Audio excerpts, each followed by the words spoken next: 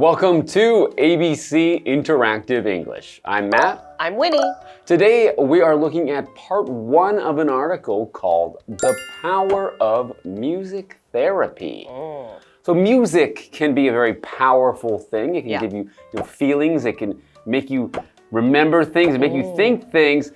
But it's also just nice to listen to. So do you often listen to music, Winnie? Well, as many people know, I don't live in Taipei. I live in Yilan, which is quite a drive away. And so you kind of get bored driving to nothing. So usually I will turn on music, especially in the morning when there's traffic, to kind of get you pumped up and excited for the day because, you know, coffee just doesn't do it anymore. Yeah, I think most people like to listen to music in their car. Yeah. I think it's pretty normal to Right. turn on the radio or to have your own music playing in the car. Well, what about you when you play football, Gaelic football? Do you guys listen to music? Usually at a tournament, there'll be some speakers playing music in the background. So sometimes when you're playing and the perfect song comes on, you just can feel the energy you get from that music, and sometimes it can help you play better. Oh, it gives you superpowers. Yeah, superpower music. I like it. So I think music has a lot of power. As we said, it's the power of music therapy. So we're going to learn more about how music can help people when we get into part 1 after this.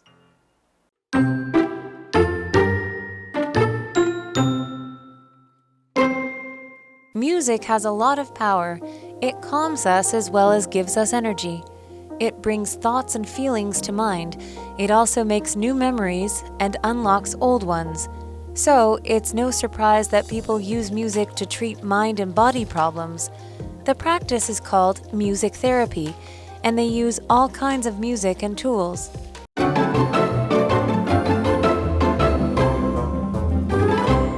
Let's get started with today's article, The Power of Music Therapy, Part 1. All right, so right there in the title, we have a vocabulary word, which is the word therapy. So therapy is a treatment that is intended to help relieve or help to fix a problem that's probably in someone's body or some kind of medical problem. So you might have physical therapy, which is to help your body on the outside. You can also just have mental therapy, where usually someone will talk with someone else in order to try and solve their problems that they might have, with their mental condition. Yeah, and usually therapy makes you feel better. All right, let's get into the article. Music has a lot of power. It calms us as well as gives us energy. I agree, yes. And when we feel calm, we usually feel better. So what does it mean to feel calm? It is our verb, and it basically means to make someone feel relaxed and not so nervous. And usually you just feel relaxed, you feel better and not worried about anything. And usually music is what kind of helps us bring that calmness out of us. Right, so it depends what kind of music you're listening to. So there's some music which can help to calm you. And as they mentioned, there's other music which can give you energy. So maybe if you like to work out at the gym, you might want to listen to a certain kind of music that gives you the energy to work out extra hard. Yes, like jazz music. No, I think some hip-hop music. Oh, okay. Continuing on.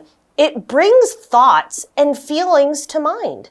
It also makes new memories and unlocks old ones. That's kind of one of my favorite aspects of music. You know how sometimes you smell something and it brings back memories from your childhood? It's kind of like when you hear a theme song from a childhood show. Oh, yeah. And the memories just come flooding back. So it's you're making those new memories when you're a child, when you hear that music, and brings then it all back. Later in life, when you hear it again, it unlocks those memories. So Yes. it's very interesting. So these are feelings that you get from music, and a feeling is an emotion or a reaction to something expressed through emotion. So some feelings you might have happiness, you might have sadness. These are all feelings that you can have.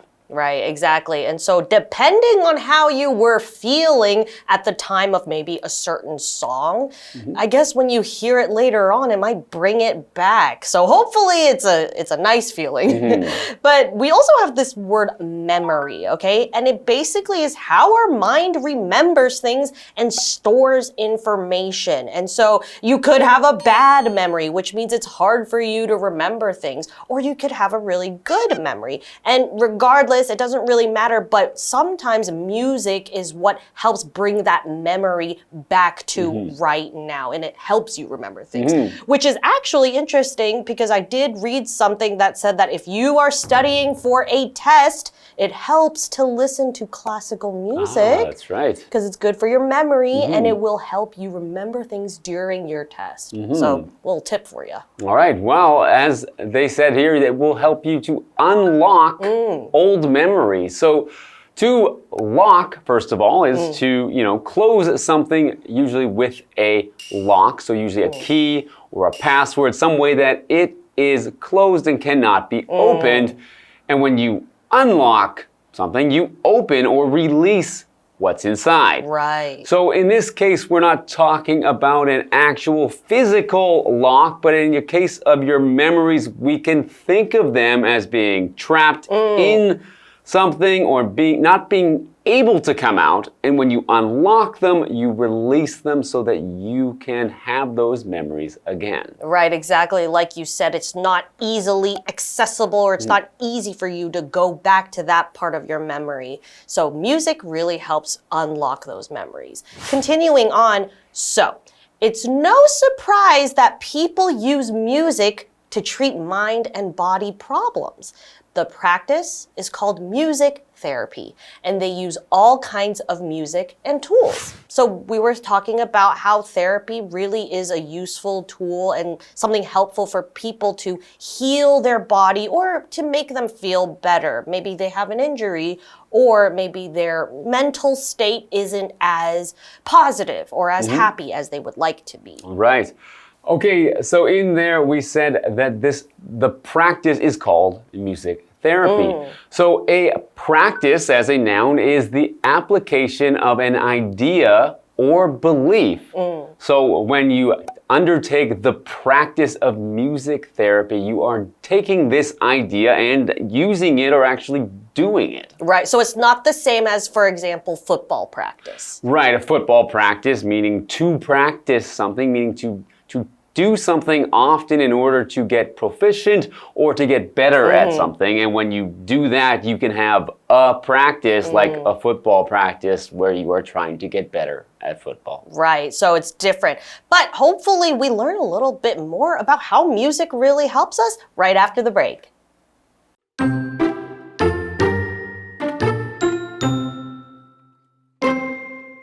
Music therapists treat people with certain needs. They can be problems with speaking, learning, or moving. They can also be more serious, like dealing with pain, stress, or cancer.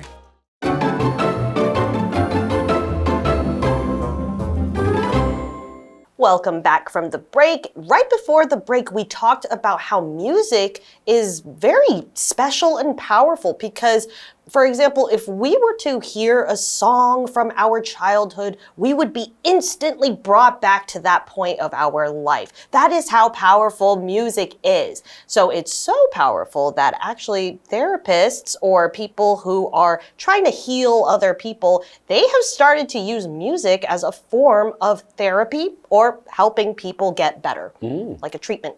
That's right. Yeah. So continuing with our article, music therapists treat people with certain needs. And as you mentioned, therapists are the people that undertake therapy, people that do therapy.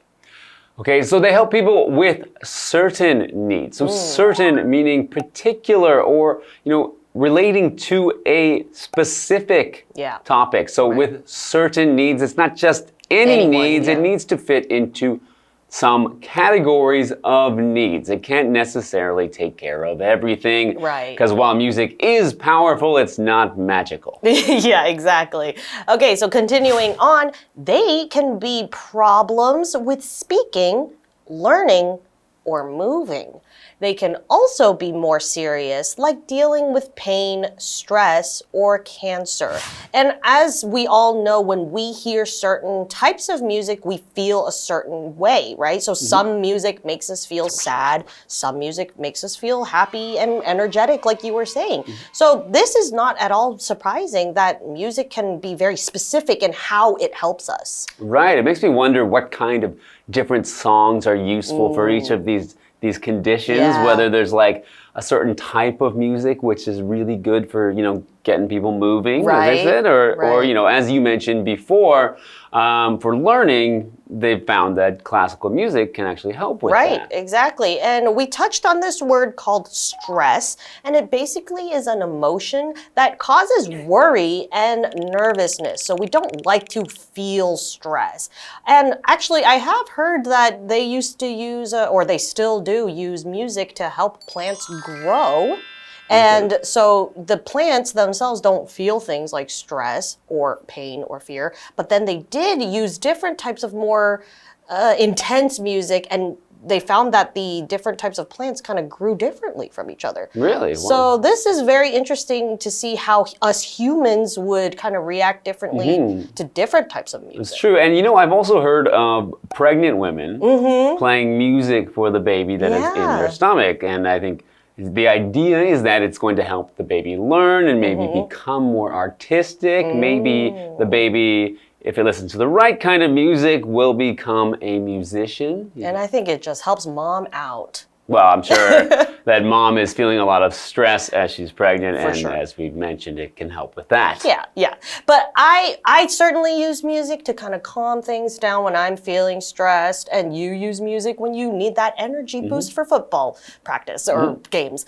But other than that, I'm pretty sure there are way more uses than just those two. But we'll find out in the next episode. Music has a lot of power. It calms us as well as gives us energy. It brings thoughts and feelings to mind. It also makes new memories and unlocks old ones. So, it's no surprise that people use music to treat mind and body problems. The practice is called music therapy, and they use all kinds of music and tools. Music therapists treat people with certain needs. They can be problems with speaking, learning, or moving. They can also be more serious, like dealing with pain, stress, or cancer.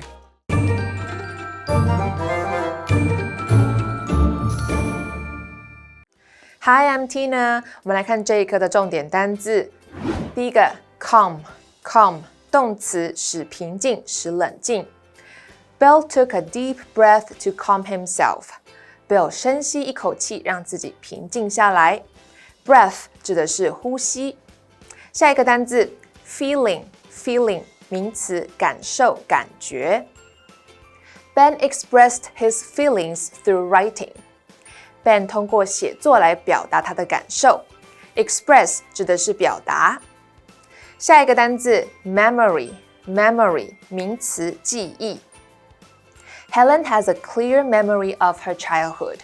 Helen 对童年的记忆非常清晰。最后一个单字 certain 形容词，特定的。They have certain reasons for the decision. 他们有特定原因做出这样的决定。接着我们来看重点文法。第一个 A brings B to mind. A 让人想起 B. Bring 的三态是 bring, brought. 我们来看看这个例句。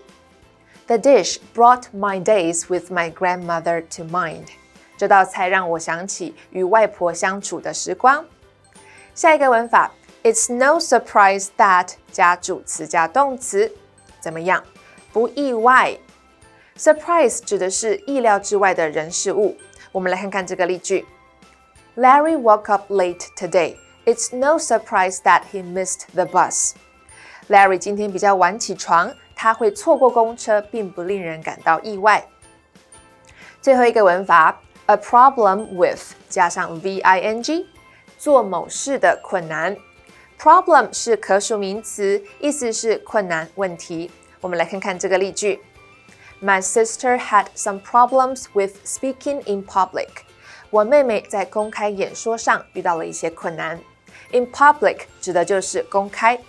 以上就是这一课的重点单字跟文法，我们下一课再见，拜拜。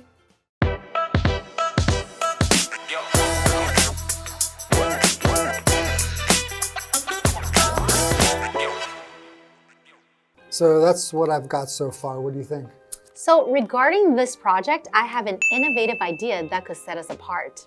Okay, that sounds great, but be careful not to tread on the manager's toes. She's pretty particular about the way she wants things done. Tread on her toes? I'm not even near her, and what does that have to do with the project anyways? No. Treading on someone's toes means doing something that offends them or annoys them, especially when it comes to do with responsibilities or authority. Oh, I get it. Okay, I'll make sure I'll present my idea in a way that respects her vision.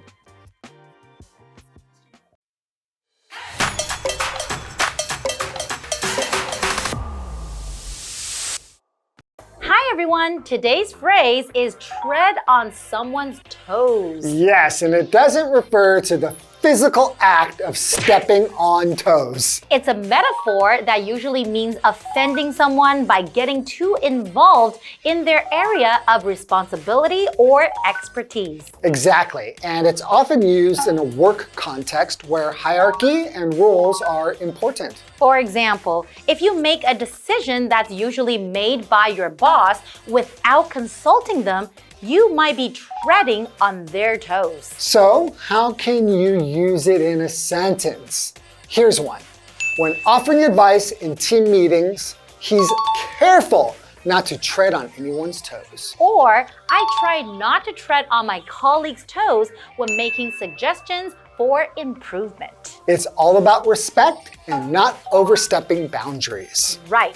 Remember, next time you're about to take action, consider if it might tread on someone's toes. That's all for today. See you next time. Bye-bye.